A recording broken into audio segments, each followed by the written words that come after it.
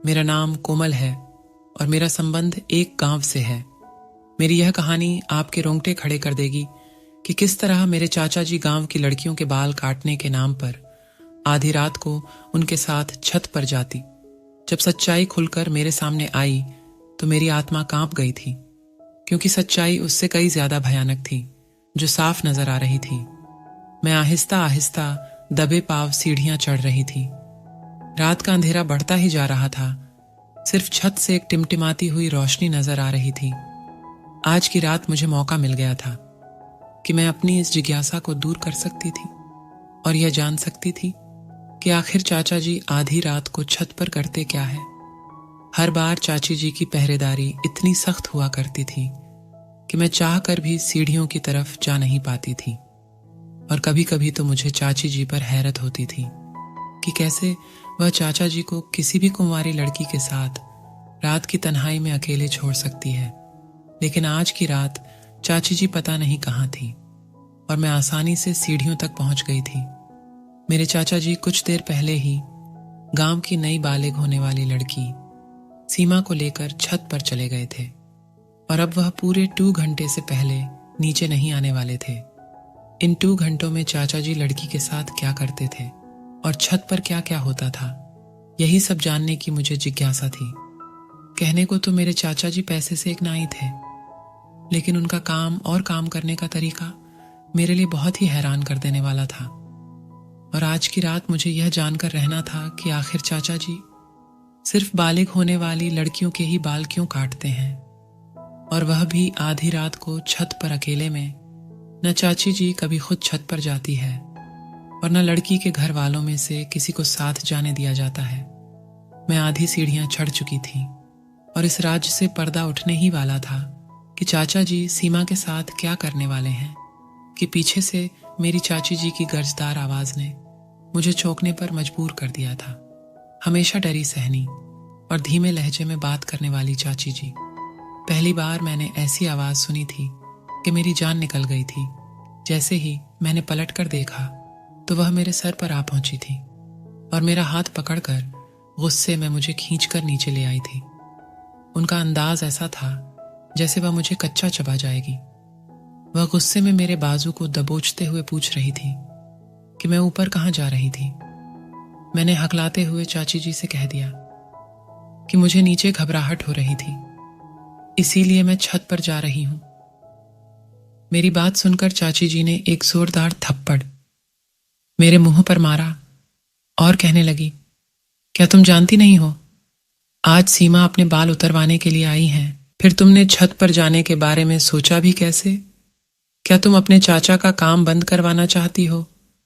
क्या तुम जानती नहीं हो तुम्हें और तुम्हारी माँ को तुम्हारे चाचा ही पाल रहे हैं? तुम्हारे बाबा के मरने के बाद से तुम्हारे चाचा जी ने तुम्हारी सारी जिम्मेदारी अपने सिर पर ले रखी है और तुम हो कि उनके काम के पीछे पड़ गई हो। तुम्हारे चाचा बिल्कुल भी नहीं चाहते कि जब वह काम करे तो कोई उन्हें बीच में परेशान करे, यहां तक कि मैं भी नहीं। इसीलिए मैं भी कभी ऊपर जाने की कोशिश नहीं करती। बेहतर है कि के बाद तुम भी मत जाना आधी रात के वक्त और इस तरह नजर ना आना, वरना अच्छा नहीं होगा और फिर मैं तुम्हारे चाचा जी को तुम्हारी शिकायत करूंगी। चाची जी की बात सुनकर मैं बहुत ज्यादा डर गई थी, क्योंकि चाचा जी से तो वैसे ही मुझे डर लगता था और फिर उनकी अजीबोगरीब करतूत की वजह से भी मैं बहुत ज्यादा परेशान रहती थी। अगर ऐसे में चाची जी उनसे मेरी किसी तरह की कोई शिकायत करती तो मेरे लिए और परेशानियां खड़ी हो जाती। मैंने फौरन ही चाची जी से माफी मांगी और कहा कि आज के बाद मैं कभी ऐसी गलती नहीं करूंगी। चाची जी ने मुझे नरमी से कहा कि अपने कमरे में जाकर सो जाओ। मैंने सही मौका समझा और अपने कमरे की तरफ दौड़ लगा दी। कमरे में आकर भी मेरे दिमाग में यही बात घूम रही थी कि आखिर चाचा जी को बाल उतारते वक्त इतनी तन्हाई की भी क्या जरूरत थी कि वह किसी तीसरे की दखलंदाजी बर्दाश्त ही नहीं कर सकते थे। जबकि गांव का दूसरा नाई जो है वो बीच चौराहे पर अपनी कुर्सी डालकर बैठा रहता था और आधे गांव के बीच लोगों के बाल उतारता था। उसे तो ना ही किसी तरह की तन्हाई की जरूरत थी और ना ही किसी के आने जाने से कोई परेशानी थी। लेकिन मेरे चाचा जी तो अलग ही तरह के नाई थे। दूसरों के चाचा तो अपनी भतीजी से लाड प्यार करते थे, मगर मेरे चाचा सिर्फ और सिर्फ मुझ पर पाबंदियां लगाया करते थे। हर बात पर बस यही कहते कि अब तेरा बाप मौजूद नहीं है, तो इसलिए तू मेरी जिम्मेदारी है। मैं सिर्फ 12 साल की थी और इतनी कम उम्र में भी मेरे चाचा जी मुझ पर ऐसे रोक टोक करते थे जैसे कि मैं कोई जवान लड़की हूं, और ना ही मैं उनकी अनुमति के बगैर घर से बाहर निकल सकती थी और ना ही किसी के घर जाने के बारे में सोच सकती थी। मुझे स्कूल से लाने ले जाने का काम भी चाचा जी खुद ही किया करते थे। कभी कभी तो मुझे चाचा जी पर उतना गुस्सा आता कि मेरा दिल चाहता कि किसी तरह मैं उनसे अपनी जान छुड़वा लूं, लेकिन चाचा जी से तो मेरी जान भी नहीं छूट सकती थी, क्योंकि उनका नाई का काम था ही इतना अजीब कि कभी कभार महीने में एक बार वह बाल काटा करते थे, और वह भी हमारे ही घर की छत पर। बाकी सारा वक्त तो वह घर पर पड़े रहते और मुझ पर नजर रखते। मेरे बाबा बहुत पहले हमें छोड़कर ऊपर वाले के पास चले गए थे, इसीलिए मेरी जिम्मेदारी मेरे चाचा जी के कंधों पर ही थी, और इसी वजह से चाचा जी मुझ पर अपना पूरा हक समझते थे। ऐसा नहीं था कि चाचा जी कोई कुंवारे मर्द थे, बल्कि वह तो एक शादीशुदा आदमी थे। उनकी शादी को 5 साल होने वाले थे। चाची जी भी हमारे साथ ही रहा करती थी, लेकिन पता नहीं क्यों वह इतनी डरी सहमी सी नजर आती थी, जैसे उन्हें किसी बात का कोई डर हो। जबकि मेरी माँ बहुत ही हंसने बोलने वाली औरत थी और चाचा जी के साथ भी बिल्कुल नॉर्मल रहती थी। ना ही उन्हें चाचा जी से डर लगता था और ना ही वह चाचा जी से झिझकती थी, जबकि चाचा जी के आगे तो चाची जी की जान निकलती थी। वह चाचा जी से नजर मिलाकर बात तक नहीं कर सकती थी, बल्कि खामोशी से उनके हर हुक्म के आगे सर झुका देती थी। शायद इसकी वजह यह भी थी कि शादी के 5 साल बाद भी उनकी गोद खाली थी और वह चाचा जी को औलाद ना दे सकी थी। जो भी था, मुझे अपने चाचा एक आंख नहीं भाते थे, क्योंकि उनकी वजह से मेरा बचपन भी जवान लड़कियों की तरह गुजर रहा था। और जैसे जैसे मुझे समझ आई और पता चला कि मेरे चाचा जी क्या काम करते हैं, तो मैं हैरान रह गई, क्योंकि मेरे चाचा जी मर्द होकर भी मर्दों के बाल नहीं काटा करते थे, बल्कि वह तो लड़कियों के बाल काटते थे, और वह भी ऐसी लड़कियों के जो बालिग हो जाया करती थी। यह बात मेरे लिए बहुत हैरान करने वाली थी, और जब से मुझे इस बात का पता चला था, मेरे अंदर जिज्ञासा सी पैदा हो गई थी कि चाचा जी ऐसा क्यों करते हैं। कई बार मैंने सोचा कि चाचा जी को किसी लड़की के बाल काटते हुए देखूंगी, लेकिन चाचा जी का तो तरीका ही बिल्कुल अलग था। वह आधी रात को बालिग लड़की को घर बुलाते और उसे अपने साथ छत पर ले जाते और वहां ले जाकर उसके बाद बाल काटते थे। सारे गांव में यह मशहूर था कि चाचा जी जिस भी लड़की के बाल काटते हैं उसकी जवानी बहुत खूबसूरत होती है और उसके नसीब जाग जाते हैं, क्योंकि उस लड़की की शादी किसी बहुत ही अच्छी जगह पर हो जाती है। इसीलिए लोग खुशी खुशी अपनी जवान लड़कियों को चाचा जी के पास आया करते थे ताकि उनकी बेटियों की किस्मत बदल जाए। लेकिन यह बात मेरी समझ से बाहर थी कि चाचा जी से बाल कटवाने से किसी लड़की के नसीब कैसे बदल सकते हैं, और वह भी आधी रात को अकेले में। कई बार मैंने इस हकीकत को जानने की कोशिश की कि चाचा जी लड़की के बाल किस तरह काटते हैं और आधी रात को छत पर ही क्यों ले जाते हैं, लेकिन कभी भी मुझे यह जानने का मौका नहीं मिला, क्योंकि जब भी चाचा जी किसी लड़की के बाल काटने के लिए छत पर ले जाते तो चाची जी सीढ़ियों पर पहरेदारी करना शुरू कर देती और किसी को छत पर ना जाने देती। मेरी सहेली प्रिया बालिग हुई तो गांव की दूसरी लड़कियों की तरह उसे भी चाचा जी के पास लाया गया। मैं यह सोचकर खुश हो गई कि चलो प्रिया से अगली सुबह इस बारे में बात करूंगी तो मुझे पता चलेगा कि चाचा जी ने उसे छत पर ले जाकर उसके बाल कैसे काटे। लेकिन अगले दिन जब वह स्कूल आई तो वो बिल्कुल खामोश थी। मेरे सवाल करने पर भी उसने कोई जवाब ना दिया, बल्कि सारा वक्त गायब दिमागी से क्लास में बैठी रही। मैं हैरान थी कि इतनी शरारती और चुलबुली प्रिया को अचानक से क्या हो गया है। घर आकर यही बात मैंने माँ से कही तो माँ हंसकर कहने लगी, बेवकूफ, अब वह बालिग हो गई है और ऐसे में लड़कियों में बहुत ज्यादा बदलाव आ जाते हैं। शायद इसीलिए वह भी अपनी माँ के कहने पर चुपचाप बैठी हो। अब तो उसके सर पर बाल भी नहीं है। शायद इसीलिए झिझक रही होगी ला। माँ की बात सुनकर मैं संतुष्ट हो गई थी। वाकई 13 साल की प्रिया बहुत ही अजीब सी लग रही थी और क्लास के सब बच्चे भी उसे लगातार चिढ़ा रहे थे। हो सकता है वो शर्मिंदगी के मारे सारा वक्त खामोश रही हो, मगर मुझे क्या पता था कि उसकी खामोशी के पीछे क्या राज है। जब कुछ वक्त तक यही सिलसिला चलता रहा तो मैंने चोरी चुपके छत पर जाने की बहुत बार कोशिश की, लेकिन हर बार चाची जी आगे आ जाती है या फिर माँ ही मुझे डांट कर कह दिया करती कि अपने चाचा जी के काम में दखलंदाजी ना किया करो।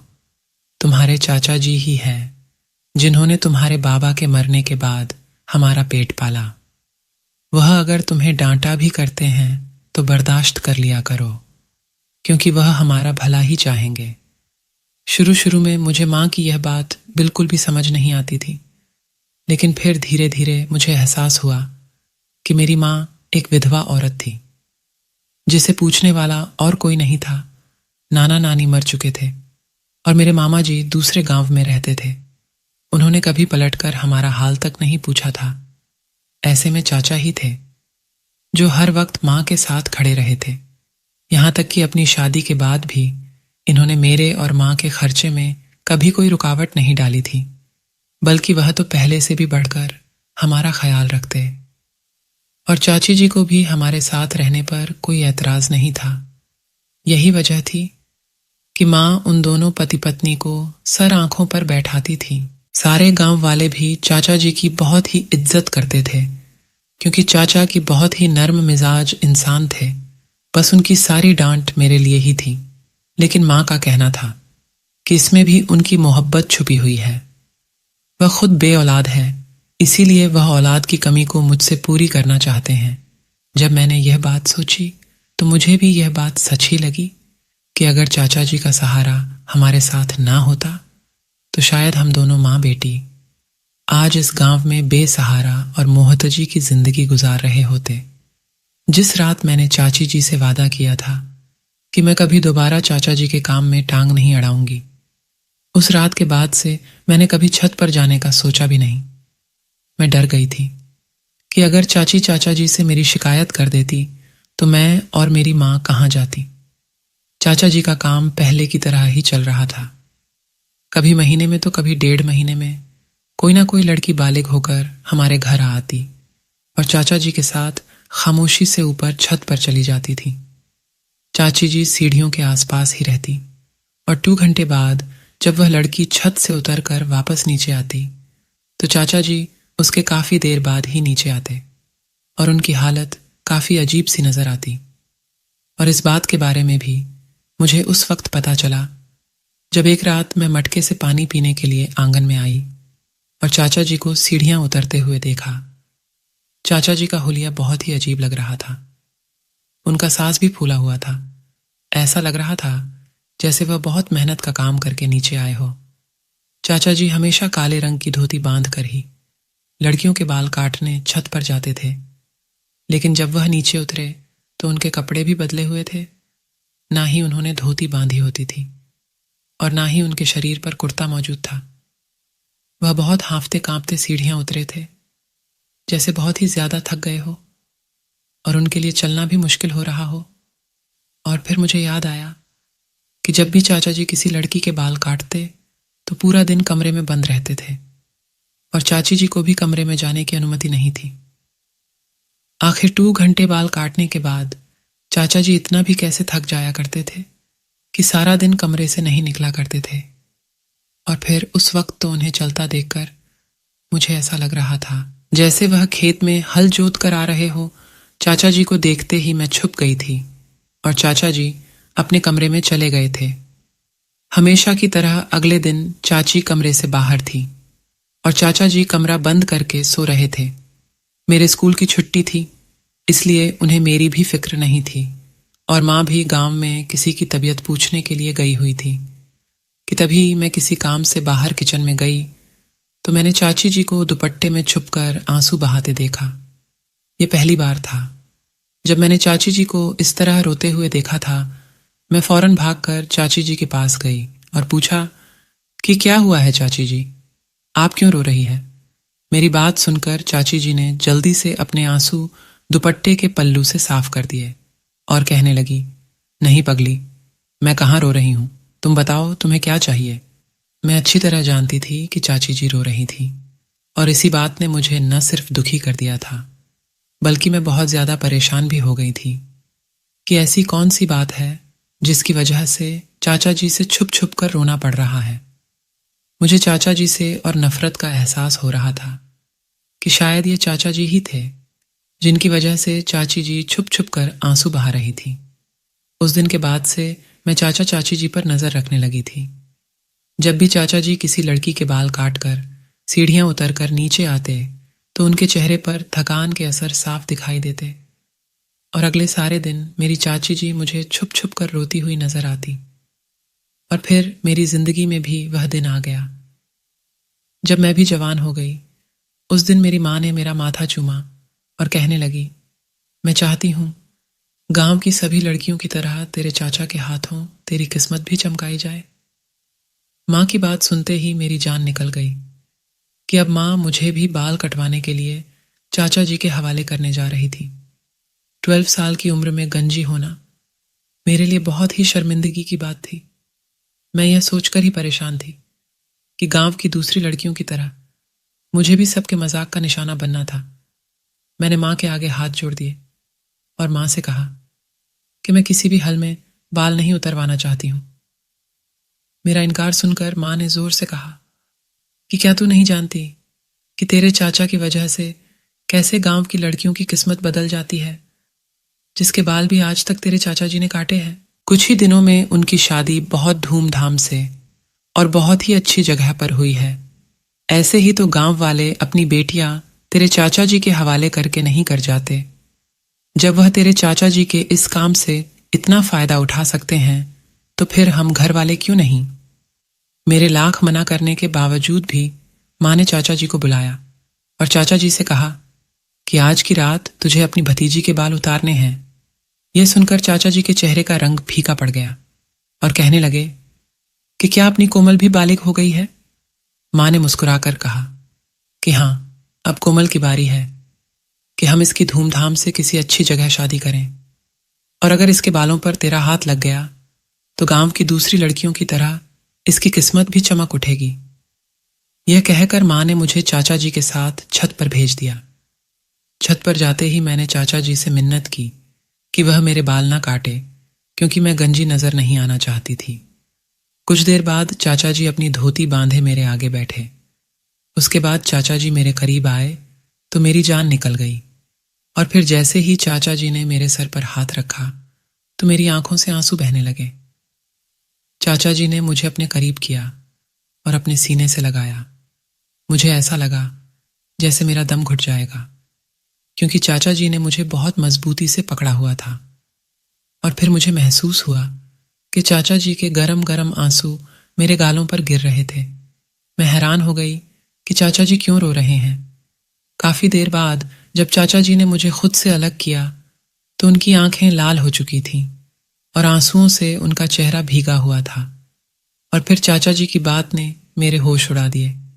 वह रोते हुए कहने लगे, कोमल, मैं तेरे बाल नहीं काट सकता, मैं तेरे साथ कुछ गलत नहीं कर सकता। तू मेरे भाई की निशानी है और तेरी इज्जत मेरे घर की इज्जत है। चाचा जी की बात मुझे बिल्कुल भी समझ नहीं आई थी, लेकिन चाचा जी के शब्दों ने मुझे चौंकने पर मजबूर कर दिया था। मैंने चाचा से कहा कि आखिर आप कहना क्या चाहते हैं। चाचा जी ने कहा, तुम वापस अपनी माँ के पास चली जाओ और उनसे कहना कि चाचा जी तेरे बाल नहीं काट सकते।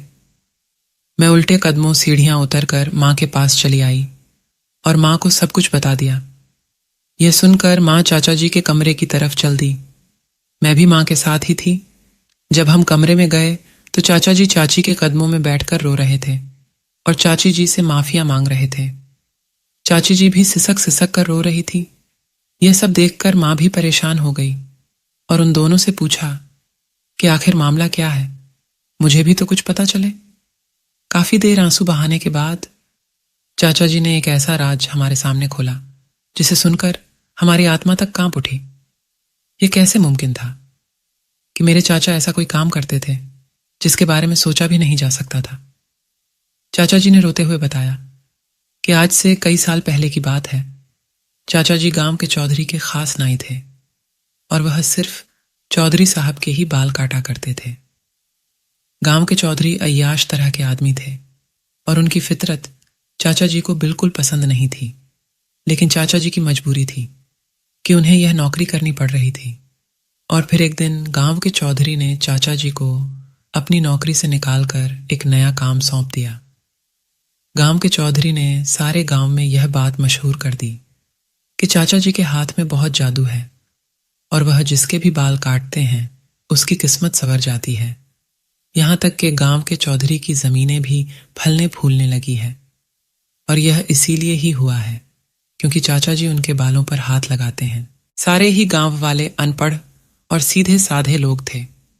उनके लिए तो गांव के चौधरी की ही हर बात सही होती थी और गांव के चौधरी ने इस बात का बहुत ज्यादा चर्चा किया तो गांव वालों ने आंखें बंद करके इस बात पर यकीन कर लिया।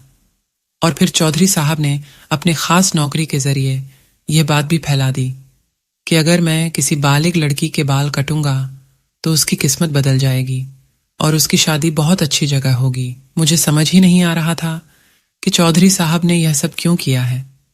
चौधरी साहब ने मुझे लाखों रुपए देने का वादा किया था और कहा था कि मुझे बस गांव की जवान होने वाली लड़कियों के बाल उतारने हैं। मुझे लगा कि इसमें कोई गलत बात नहीं होगी। और फिर जब गांव वाले यह सोचकर मेरे पास अपनी नई बालिग बेटियों को मेरे पास लाने लगे तो उनकी किस्मत बदलने लगी, तो मैं भी खुशी खुशी रात के अंधेरे में उनके बाल उतार दिया करता और बदले में चौधरी साहब मुझे हजारों रुपए दे देते। कई सालों तक यह सिलसिला इसी तरह चलता रहा। और फिर जब मेरी शादी तुम्हारी चाची जी से हुई तो उस पहली रात मेरे सामने यह राज खुला कि मैं जिन लड़कियों के बाल काटता हूं उनके साथ चौधरी साहब क्या खेल खेलते हैं। और यह जानकर मेरे भी रोंगटे खड़े हो गए थे। लेकिन मैं चौधरी साहब के इस गंदे खेल में बुरी तरह फंस चुका था और मैं चाहकर भी खुद को नहीं बचा पाया था और आज तक मैं उनके इस खेल का शिकार हूं।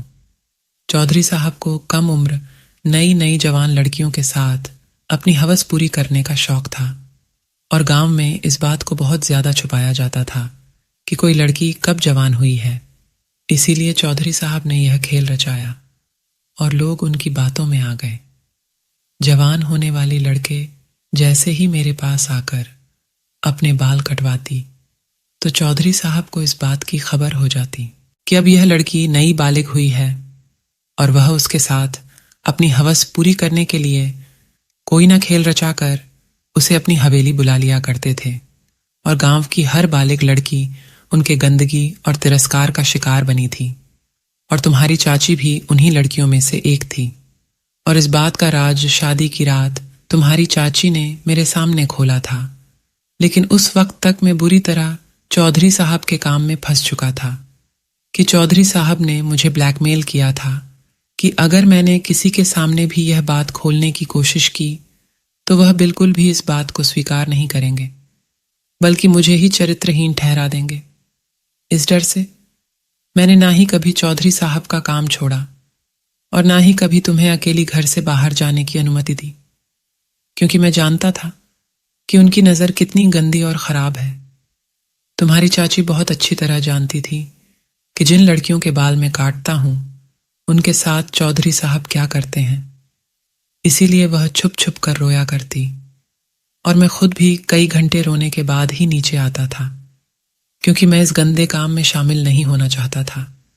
चौधरी साहब ने मुझे खास काले रंग की धोती दी थी और कहा था कि लड़की के बाल काटते वक्त यही धोती पहना करो ताकि लोगों को लगे कि वाकई तुम कुछ खास करते हो, जिसकी वजह से लड़कियों की किस्मत बदलती है। चौधरी साहब लड़की को अपनी हवस का निशाना बनाने के कुछ ही महीना बाद उसकी शादी अपने किसी मासूम नौकर से करवा देते और उस नौकर को ढेर सारा पैसा भी देते। इस तरह उस लड़की की जिंदगी संवर जाती। चौधरी साहब के पास पैसे की कोई कमी नहीं थी, इसलिए अपनी अय्याशी पर आंख बंद करके पैसा लुटा रहे थे। और मैं उनके हाथों की कठपुतली बन चुका था। लेकिन मैं तुम्हारे बाल काटकर चौधरी साहब को यह खबर नहीं पहुंचाना चाहता था कि तुम भी जवान हो चुकी हो, क्योंकि मैं जानता हूं कि इस तरह तुम भी उनके जुल्म से नहीं बच पाओगी। चाचा जी की बात सुनकर मैं और माँ रोने लगी थी। हमें तो इस चीज की कुछ खबर ही नहीं थी। माँ दूसरे गांव से शादी होकर यहाँ आई थी, इसलिए उन्हें भी चौधरी साहब के बारे में कुछ पता नहीं था। मुझे तो चाचा जी का अपने ऊपर नजर रखना और उनका हमेशा पाबंदियां लगाना हमेशा बुरा लगता था।